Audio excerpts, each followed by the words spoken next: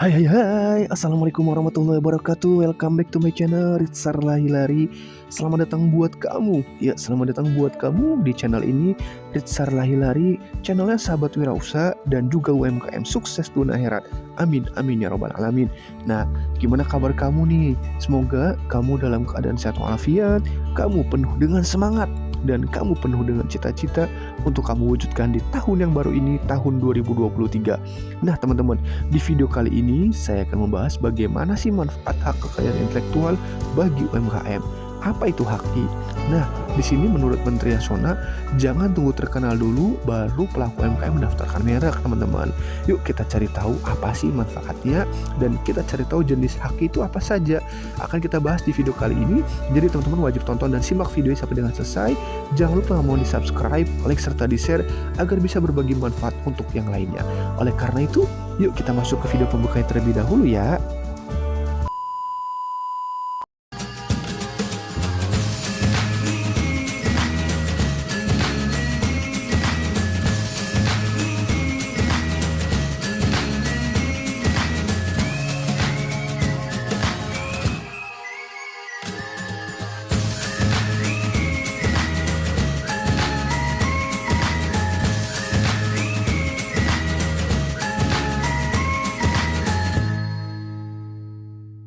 Nah teman-teman, itu video pembuka dari Ritsar Lahilari. Yuk kita masuk ke pembahasannya teman-teman.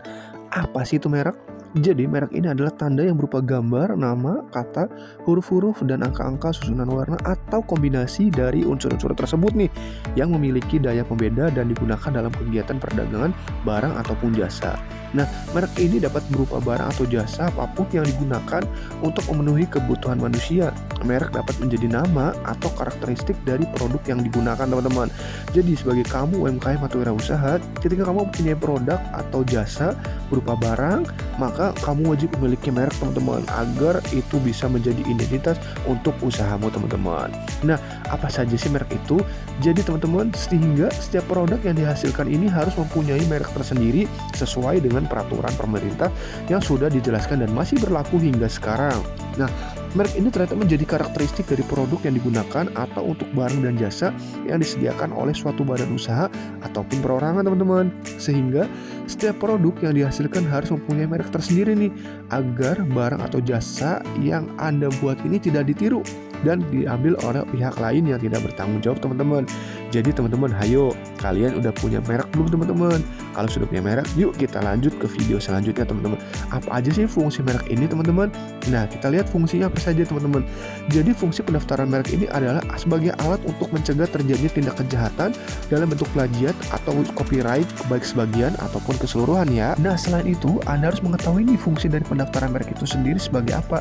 Jadi pertama adalah sebagai alat bukti, teman-teman. Yang kedua sebagai dasar penolakan terhadap merek yang sama, dan yang ketiga sebagai alat pencegah copyright, teman-teman. Nah, pendaftaran merek ini juga dapat mencegah kejahatan pada saat peredaran barang ataupun jasa di pasaran ataupun secara online, teman-teman. Jadi itu fungsi untuk pendaftaran merek yang teman-teman wajib miliki ya, teman-teman ya. Kalau teman sudah punya bagus, kalau belum punya yuk kita tonton videonya sampai dengan selesai ya. Nah, proses pendaftaran seperti apa, teman-teman? Jadi di sini merek terdaftar ini merupakan hal yang esensial bagi setiap bisnis karena hak atas merek diperoleh setelah memiliki merek terdaftar, teman-teman. Akan tetapi ini diperlukan waktu yang relatif lama, bahkan biasanya sampai dengan bertahun-tahun untuk diterbitkannya sertifikat merek, teman-teman. Nah, salah satu alasan lamanya waktu yang diperlukan sampai merek terdaftar adalah prosedur yang harus dilalui seperti pengumuman dan pemeriksaan. Nah, tapi ada kabar baik, teman-teman. Jadi menurut ketentuan yang baru nih terkait merek, untuk proses pendaftaran merek ini kini bisa lebih cepat, teman-teman. Jadi sekarang jangka waktu untuk pemeriksaan substantif telah dipersingkat sehingga pemeriksaan substantif diselesaikan dalam jangka waktu paling lama 30 hari, teman-teman. Dalam hal tidak ada keberatan ya, atau 90 hari dalam hal terdapat keberatan. Nah, di mana sebelumnya ketentuan jangka waktu itu adalah 150 hari, teman-teman. Jadi sekarang lebih cepat. Nah, pemeriksaan substantif ini akan menentukan apakah permohonan dapat diterima, tidak dapat diterima, ataukah ditolak, teman-teman. Jadi Prosedur permohonan, pemeriksaan substantif 14 hari, pengumuman 2 bulan, pemeriksaan substantif itu 30 atau 90 hari, kemudian didaftarkan dan muncullah sertifikat mereknya teman-teman. Jadi itu gambaran singkat untuk proses pendaftaran merek ya teman-teman ya. Jadi seperti ini teman-teman, cara mudah daftar merek di mana aja teman-teman. Jadi alur pengajuannya silakan teman-teman registrasi akun terlebih dahulu, kemudian teman-teman klik tambah untuk membuat permohonan baru, kemudian teman-teman wajib membayar kode billing dulu teman-teman dengan mengisi tipe, jenis dan pilihan, kemudian lakukan pembayaran sesuai tagihan yang ada pada aplikasinya, kemudian isi seluruh formulir yang ada, kemudian unggah atau upload data-data yang dibutuhkan, kemudian jika dirasa semua sudah diisi dengan benar, selanjutnya klik selesai dan permohonan kamu sudah DJKI terima teman-teman. Nah, kamu bisa melihat bagaimana cara mendaftar paten merek haki di video saya teman-teman yang seperti itu teman-teman, cara mendaftar paten merek untuk haki UMKM teman-teman. Di situ saya jelaskan tips, trik dan tutorialnya teman-teman, silakan teman-teman bisa ikutin ya. Nah teman-teman, di sini penetapan tahun 2023 sebagai tahun merek teman-teman. Jadi di Festival Karya Cipta Anak Negeri, melalui festival ini Menteri Hukum dan HAM menutup rangkaian tahun hak cipta teman-teman, di mana tahun 2022 ditetapkan sebagai tahun hak cipta karena melihat tingginya geliat ekonomi kreatif yang khususnya dari para kreator yang menunjukkan sumbangsi yang besar bagi pertumbuhan ekonomi nasional pada beberapa tahun terakhir teman-teman. Nah, salah satu inovasi yang muncul tahun ini adalah persetujuan otomatis pencatatan hak cipta atau POPHC yang mempercepat pencatatan ciptaan dari 2 sampai 3 hari menjadi kurang dari 10 menit teman-teman. Jadi ini adalah inovasi terbaru tentang pendaftaran perpanjangan merek teman-teman. Nah, jadi di sini teman-teman persingkat perpanjangan masa perlindungan merek melalui POP merek teman-teman. Jadi merek terdaftar akan dilindungi selama 10 tahun terhitung dari tanggal permohonannya nih. Nah, masa perlindungan merek itu biasanya diperpanjang 10 tahun lagi dengan melakukan perpanjangan masa perlindungan merek teman-teman. Nah, perpanjangan ini bisa diajukan sejak 6 bulan sebelum masa perlindungan selesai dan selambat-lambatnya 6 bulan setelah masa perlindungannya berakhir teman-teman. Di mana jangka waktu 6 bulan sebelum sampai dengan berakhir perlindungan merek untuk biaya sendiri untuk umum itu 2.250.000 per kelas dan untuk UMKM itu 1 juta per kelas teman-teman. Nah, jangka waktu paling lama 6 bulan setelah berlahirnya itu untuk biayanya untuk yang umum 4.500.000 dan untuk UMK 2 juta rupiah per kelas teman-teman. Jadi teman-teman dikasih waktu 6 bulan sebelum masa berlakunya habis atau 6 bulan setelah masa berlakunya habis, itu ada namanya perpanjangan merek teman-teman agar teman-teman lebih mudah untuk proses pendaftarannya teman-teman. Nah, bagaimana nih jika pendaftaran merekmu ditolak teman-teman? Jadi pendaftaran merekmu di tempat usulan penolakan. Nah, ini nih yang bisa kamu lakukan teman-teman. Pertama, yakinkan pemeriksa DJKI, yaitu tanggapi usul tolak dari pemeriksa merek DJKI dengan argumentasi atau bukti-bukti yang meyakinkan pemeriksa kalau permohonan merekmu ini layak diterima teman-teman. Yang kedua, permohonan merek dicek ulang teman-teman. Setelah kalian melakukan tanggapan, pemeriksa merek ini akan memeriksa ulang permohonan merekmu. Kemudian ditolak lagi nih, wah, ajukan banding ke komisi banding merek. Nah, jika merek kamu masih ditolak juga dari pemeriksa merek DJKI, maka kamu bisa mengajukan permohonan banding ke komisi banding merek DJKI ya teman-teman. Nah, selanjutnya nanti keputusan komisi banding merek DJKI akan mengevaluasi nih keputusan DJKI sesuai dengan undang-undang yang berlaku teman-teman. Jadi kamu gak boleh sedih jika pendaftaran merekmu ditolak. Coba lakukan cara-cara ini ya teman-teman ya. Nah, kemudian solusinya gimana teman-teman? Jadi pertama di sini permohonan yang ditolak oleh DJKI ini mayoritas disebabkan adanya persamaan pada pokoknya teman-teman dengan merek yang terdaftar lebih dahulu ataupun merek yang terkenal teman-teman. Contohnya di sini ada Adidas, ada Adibas teman-teman. Kemudian ada McDonald, ada McDonald dibalik. Jadi persamaan pada pokoknya adalah kemiripan yang menimbulkan kesan adanya persamaan nih, baik berupa bentuk, cara penempatan, cara penulisan, kombinasi antar unsur atau persamaan bunyi ucapan teman-teman. Jadi pemohon merek yang mendapatkan usulan penolakan ini dari DJKI memiliki waktu 30 hari untuk memberikan tanggapan teman-teman.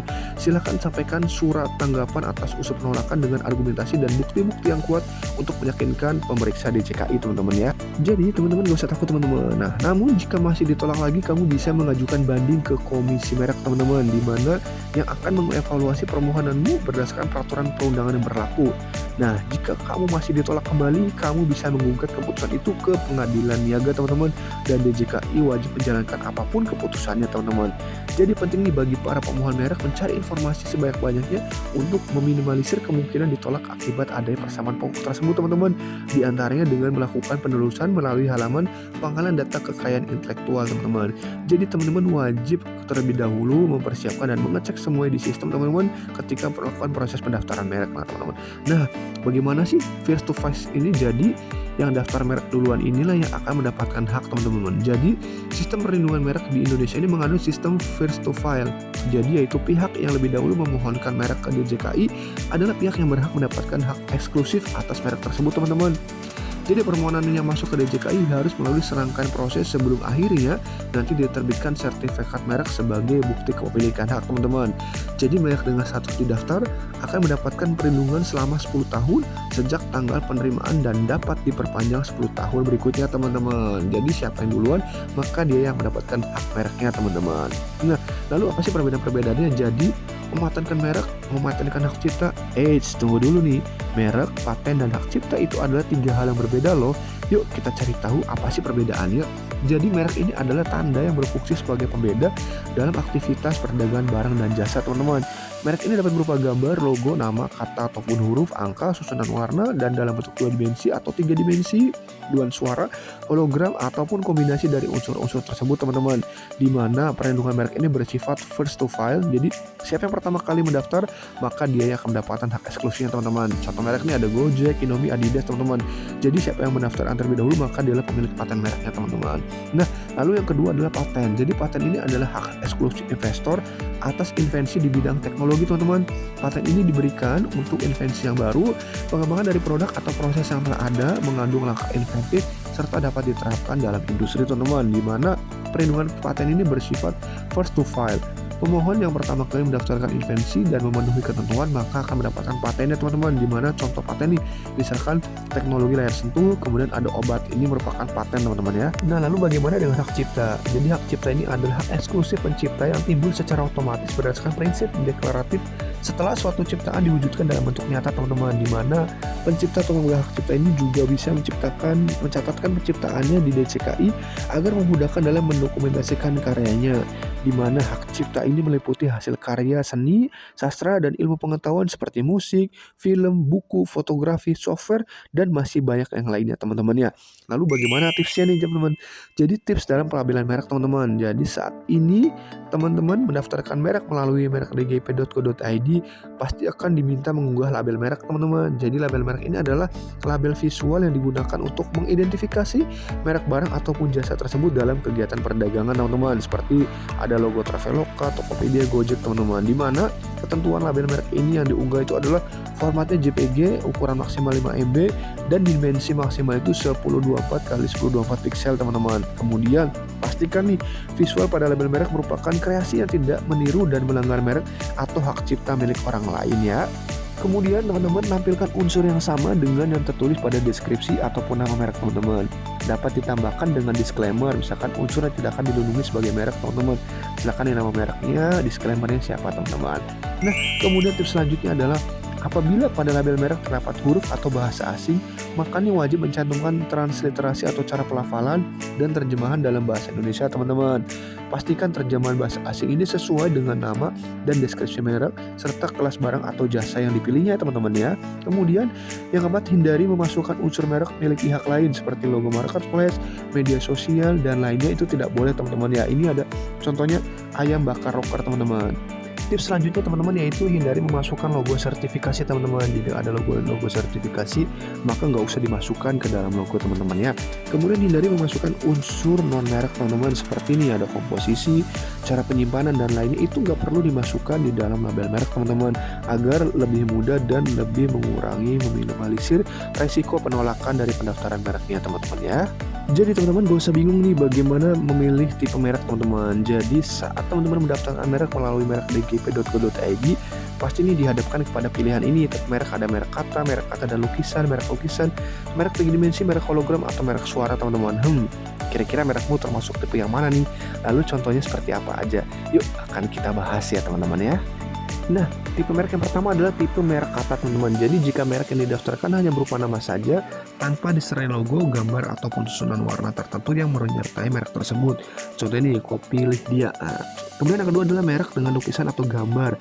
Jadi jika merek yang didaftarkan gambar saja tanpa disertai kata, huruf, atau angka yang menyertai merek tersebut. Kemudian nih, merek kata dan lukisan contohnya yaitu jika merek yang didaftarkan merupakan gabungan nih antara kata dengan logo ataupun gambar. Contohnya nih, kopi Lydia ada gambarnya. Nah, kemudian merek berupa logo teks dan tipe face atau font khusus yang juga sebaiknya didaftarkan sebagai tipe ini teman-teman. Jadi merek kata dan lukisan. Nah, kemudian selanjutnya tipe mereknya adalah merek 3 dimensi teman-teman. Jadi jika merek yang didaftarkan merupakan bentuk 3 dimensi dan memiliki unsur volume, panjang, lebar, dan tinggi, contohnya adalah botol Yakult nih, itu merek 3 dimensi. Nah, tampilan yang menggambarkan tata letak layanan, jasa juga termasuk bentuk merek 3 dimensi teman-teman. Misalnya tata letak Apple Store teman-teman. Kemudian ada merek hologram teman-teman. Jadi jika merek yang didaftarkan berupa hologram yang digunakan sebagai tanda pembeda barang ataupun jasa tersebut di pasaran teman-teman. Contohnya itu ada logo merek hologram dari Pegadaian. Kemudian ada merek suara teman-teman. Jadi jika merek yang didaftarkan ini berupa suara, bunyi ataupun susunan nada yang membedakannya dengan kompetitornya, misalkan nada dering Nokia, kemudian Mampioko teman-teman. Nah, lalu mengenal lebih jauh tentang lisensi. Jadi kekayaan intelektual ini memiliki nilai ekonomi yang bisa didapatkan melalui komersialisasi, di mana salah satu cara mengomersialkan kekayaan intelektual adalah dengan melalui pemberian lisensi teman-teman. Jadi lisensi ini adalah izin yang diberikan oleh pemilik kekayaan intelektual kepada pihak lain untuk menggunakan, memanfaatkan atau melaksanakan hak kekayaan intelektualnya berdasarkan perjanjian tertulis dalam jangka waktu dan syarat tertentu teman-teman. Contohnya itu kayak kemarin nih, Mola TV melalui pemegang lisensi hak siar Liga Utama Inggris untuk wilayah Indonesia pada musim 2021 ataupun 2022 teman-teman. Jadi itu adalah namanya lisensi. Nah, kemudian teman-teman kita lihat bahwa agar bisa memberikan lisensi, pemilik kekayaan intelektual ini harus memiliki kekayaan intelektual terdaftar atau tercatat dan masih dalam masa perlindungan hukumnya teman-teman. Beberapa contoh lisensi antara lain ada waralaba, ada merchandise teman-teman. Di mana waralaba ini adalah hak khusus yang dimiliki oleh orang ataupun badan usaha terhadap sistem bisnis dengan ciri khas tertentu dalam memasarkan barang ataupun jasa yang telah terbukti berhasil dan bisa digunakan oleh pihak lain berdasarkan perjanjian waralaba. Contohnya nih bisnis kedai kopi dan minimarket teman-teman, di mana pemilik market bekerja sama dengan banyak investor atau pemilik lahan sehingga membuka banyak gerai dengan satu mereknya. Lalu ada merchandise teman-teman, di mana pemberian izin terhadap penggunaan desain atau karya cipta seperti karakter fiksi dan image seseorang untuk tampilan suatu produk barang ataupun jasa teman-teman. Contohnya ada penggunaan karakter fiksi untuk ilustrasi pada mug dan produk fashion untuk menambah daya tarik dari produk tersebut teman-teman. Jadi wajib dicantumkan teman-teman ya. Nah, kemudian gimana nih kalau teman-teman salah bayar permohonan? Wah, salah bayar permohonan dan ingin uang kembali? Perhatian nih. Jadi beberapa kesalahan pembayaran biaya permohonan ini yang paling sering ditemui adalah pertama, kesalahan pemilihan kategori pemohon umum atau UMKM, kemudian kesalahan penulisan jumlah kelas mereknya, dan kesalahan pemilihan jenis layanan teman-teman. Jadi kriteria kesalahan bayar ini yang dapat diajukan permohonan pengembalian PNBP-nya yang pertama adalah kode billing sudah dibayar namun belum digunakan untuk permohonan kekayaan intelektual. Kemudian kode billing sudah dibayar nih namun telah terinput pada aplikasi e-Proline tetapi permohonan masih dalam bentuk draft teman-teman. Nah, inilah yang artinya akan bisa dikembalikan untuk biaya PNBP-nya teman-teman. Nah, gimana caranya? Jadi syarat-syarat harus dilengkapi adalah pertama, teman wajib mempersiapkan surat permohonan yang ditujukan ke Sekretaris Direktorat Jenderal Kekayaan Intelektual. Kemudian ada cover buku tabungan terbaru yang ada rekening koran, cantumkan nih nama, nomor rekening dan banknya. Kemudian surat keterangan aktif dari bank rekeningnya dan fotokopi NPWP, fotokopi KTP, kemudian bukti asli pembayaran permohonan dan teman-teman bikin lembar kronologis, kemudian surat pertanggungjawaban mutlak dan surat kuasa jika pengurusan dikuasakan, lalu materai 10.000 2 buah teman-teman. Nah, alur prosesnya seperti ini teman-teman ya. Teman-teman kirimkan seluruh persyaratan tersebut melalui email pnbpki2018@gmail.com. Nanti akan dilakukan verifikasi kelengkapan oleh bagian keuangan kurang lebih 1 hari kerja. Kemudian proses administrasi di DJK ini dan kantor pelayanan negara sekitar 2-4 bulan. Kemudian nanti uang akan masuk ke rekening pemohon teman-teman. Jadi nggak usah khawatir, nggak usah takut teman-teman jika teman-teman tadi ada syarat yang belum dipenuhi, silakan dipenuhi terlebih dahulu dan silakan ikutin aturan yang ada teman-teman agar proses pembayaran PNBP refundnya bisa diproses oleh kita teman-teman. Nah, kemudian jadi seluruh format tersebut ini pengembalian PNBP dapat teman-teman diunduh juga ya di bit.ly/PNBP DJKI teman-teman. Silakan di situ ada formatnya. Nah, kemudian apakah jika permohonan merek saya ditolak maka uang saya dapat kembali? Oh, tidak bisa teman-teman. Jadi tidak bisa karena hal tersebut tidak memenuhi kriteria kondisi untuk dapat dilakukan pengembalian PNBP sesuai dengan PP nomor 59 tahun 2020 dan Undang-Undang Merek nomor 20 tahun 2016 pasal 82 teman-teman. Jadi ini beda lagi teman, kalau teman-teman sudah dibayarkan dan ditolak maka itu tidak bisa kembali teman-teman untuk biayanya teman-teman. Tapi jika teman-teman belum diproses maka bisa diproses kembaliannya teman-teman. Nah, lalu apa saja sih menu di halaman DJP ini? Jadi ini ada yang baru di halaman djip.co.id teman-teman. di mana DJKI sudah melakukan pembaruan tampilan halaman dgp.co.id dengan user interface dan user experience yang lebih baik teman-teman. Jadi kini masyarakat bisa mengajukan permohonan maupun mencari informasi kekayaan intelektual kapan saja dan di mana saja. Sudah pernah nyobain belum nih? Kalau belum, yuk kita coba cek. Jadi pertama adalah jenis KI. Jadi klik ikon-ikon ini untuk mengetahui pengertiannya apa, kemudian syarat dan prosedur, alur prosesnya, biaya dan informasi lainnya dari masing-masing rezim kekayaan intelektual dari pendidikan teman-teman. Jadi teman-teman silahkan di bagian itu bisa cek teman-teman mau seperti apa, bisa dilihat penjelasannya teman-teman. Nah yang kedua adalah permohonan teman-teman. Jadi menu permohonan di halaman ini berisi pengelompokan link permohonan pendaftaran pencatatan kekayaan intelektual untuk memudahkan masyarakat dalam memilih layanan permohonan apa yang akan diajukannya. Kemudian untuk permohonan merek, paten dan desain industri telah dilakukan single sign on sehingga pemohon cukup melakukan sekali registrasi saja untuk dapat mengakses ketiga permohonan tersebut teman-teman. Kemudian ada menu penelusuran di mana ini memudahkan masyarakat dalam memilih layanan penelusuran PDKI, database KI komunal dan database ASEAN dan WIPO teman-teman. Di mana penelusuran PDKI ini juga bisa dilakukan masyarakat melalui halaman buka karena telah dilakukan pengintegrasian antara DJP dan PDKI teman-teman. Nah kemudian ada menu yang keempat, pengaduan teman-teman. Jadi menu pengaduan ini berisi pilihan layanan pengaduan dari app pengaduan, WBS, pelaporan gratifikasi dan aplikasi lapor teman-teman. Di mana pada layanan ini juga telah dilakukan pemilahan halaman terhadap pengaduan layanan atas pengaduan pelanggaran KI.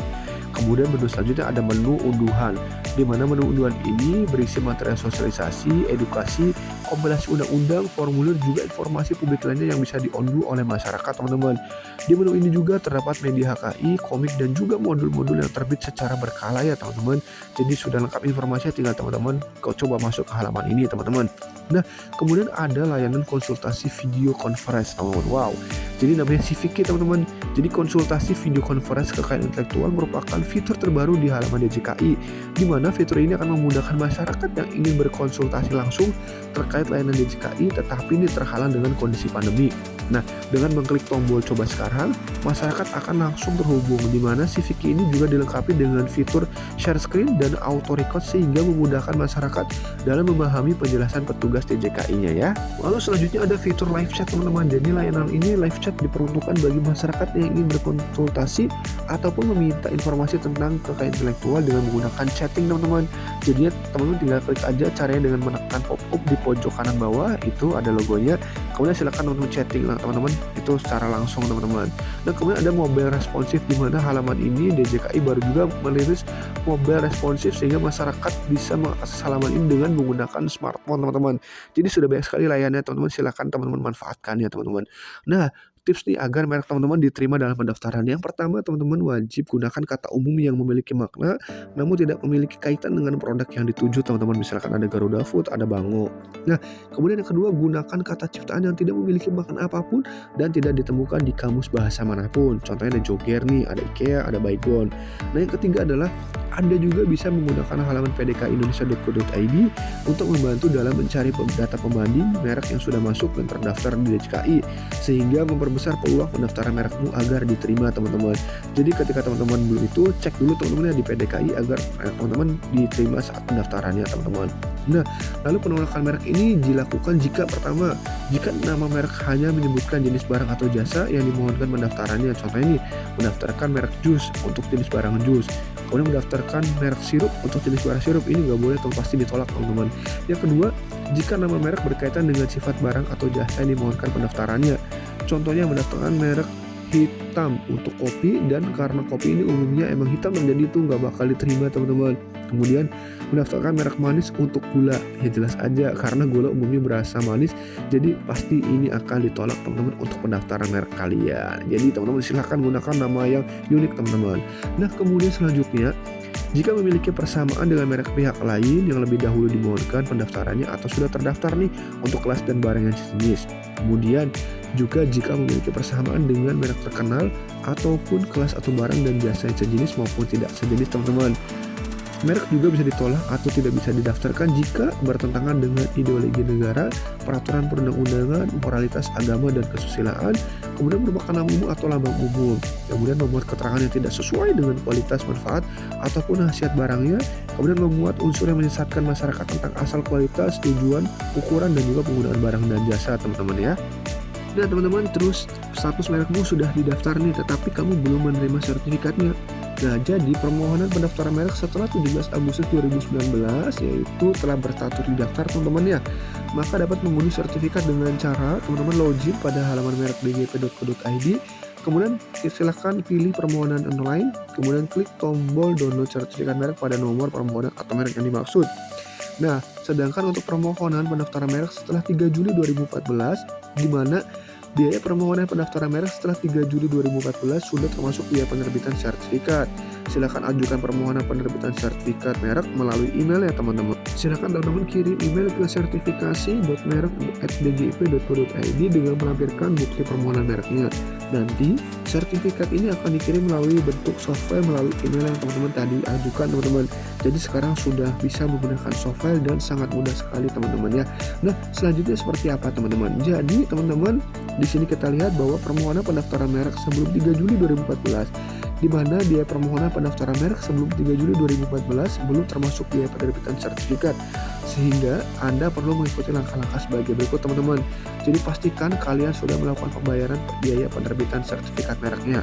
Jika belum melakukan pembayaran, silakan lakukan pemesanan kode billing pembayaran dengan mengakses halaman simpaki.dgip.co.id, kemudian pilih jenis pelayanan sertifikat. Kemudian lakukan pembayaran sesuai dengan kode billing atau melalui ATM ataupun internet banking mobile banking ya teman-teman. Kemudian setelah itu melakukan pembayaran, silakan kunjungi merek dgip.co.id untuk membuat akun merek online ya teman-teman. Nah, seperti itu untuk langkahnya. Nah, bagaimana sih syarat perpanjangan merek? Jadi, jangan lakukan dua hal ini dalam perpanjangan merek. Yang pertama, jangan melakukan permohonan perpanjangan merek sebelum 6 bulan teman-teman dari masa habis perlindungan mereknya teman-teman. Jadi merek ini dilindungi selama 10 tahun dan sesuai dengan undang-undang bahwa permohonan perpanjangan dilakukan dalam jangka waktu 6 bulan sebelum berakhirnya jangka waktu teman-teman. Jadi permohonan perpanjangan yang dilakukan sebelum 6 bulan dari masa habis perlindungan merek tidak dapat dilaksanakan oleh DJKI ya teman-teman. Kemudian teman-teman juga jangan melakukan permohonan perpanjangan merek lebih dari 6 bulan dari masa habis perlindungan merek teman-teman. Jadi permohonan diajukan lebih dari 6 bulan setelah masa berlakunya juga itu tidak akan diterima teman-teman, akan didaftarkan secara awal tadi teman-teman. Jadi teman-teman silahkan sebelum masa berlakunya habis 6 bulan dan setelahnya teman-teman cek ya itu masih bisa dilakukan pendaftaran. Tapi kalau sudah lebih dari 6 bulan atau kurang dari 6 bulan maka itu tidak bisa didaftarkan teman-teman ya. Untuk semua biaya yang telah dibayarkan ini melalui kas negara tidak dapat ditarik kembali teman-teman, di mana biaya perpanjangan merek ini dalam jangka waktu 6 bulan sebelum atau setelah berakhirnya perlindungan merek, maka Rp 1 juta untuk kelas UMKM dan 2.250.000 untuk kelas umum. Nah, dalam jangka waktu paling lama 6 bulan setelah berakhirnya perlindungan merek, jadi untuk UMKM ini kena Rp2 juta per kelas dan Rp4.500.000 per kelas untuk yang umum teman-teman. Jadi silakan teman-teman daftarkan itu perpanjangan mereknya itu 6 bulan sebelum jatuh tempo teman-teman ya, supaya biayanya lebih murah teman-teman. Ini ada pertanyaan teman-teman, saya terlanjur membayarkan biaya perpanjangan merek sedangkan masa perlindungan merek saya masih 7 bulan lagi nih. Apakah uang saya dapat kembali? Jadi seluruh biaya yang telah dibayarkan melalui kas negara tidak dapat ditarik kembali dan kode billing yang telah terbayarkan itu tidak dapat digunakan kembali teman-teman. Nah, kita akan lihat di bagaimana layanan CVQ teman-teman. Jadi hadir layanan konsultasi dengan video conference yaitu CVQ. Caranya teman-teman silakan buka website djip.co.id, kemudian klik coba sekarang pada bannernya teman-teman. Nanti teman-teman akan langsung terhubung untuk melakukan video call dengan petugas DJKI. Jadi teman-teman gak usah takut, gak usah ragu, sekarang ini sudah banyak sekali layanan dari DJKI teman-teman, mulai dari chatting, kemudian aplikasi mobile, dan juga ini teman-teman bisa lakukan secara video call atau video conference teman-teman. Jadi langsung bertatapan dan teman-teman selalu silahkan langsung tanyakan apa yang teman-teman masih bingung kan. Jadi teman-teman di sini nanti teman-teman silakan isi data diri pada kolom registrasi, lalu klik daftar teman-teman. Isinya di sini ada nama, nomor handphone, alamat email, asal provinsi, kemudian kabupaten dan kota teman-teman. Nah kemudian ketentuan saat video conference teman-teman. Jadi teman-teman di sini wajib mengaktifkan mikrofon dan kamera saat berlangsungnya konsultasi teman-teman. Jadi silakan teman-teman bisa konsultasi langsung dengan petugas dari DJKI-nya mengenai apa yang teman-teman bingungkan, apa yang teman-teman teman-teman masih ragukan, silakan langsung video conference dengan petugasnya agar mendapatkan solusi dan juga arahannya dalam proses pendaftaran merek teman-teman.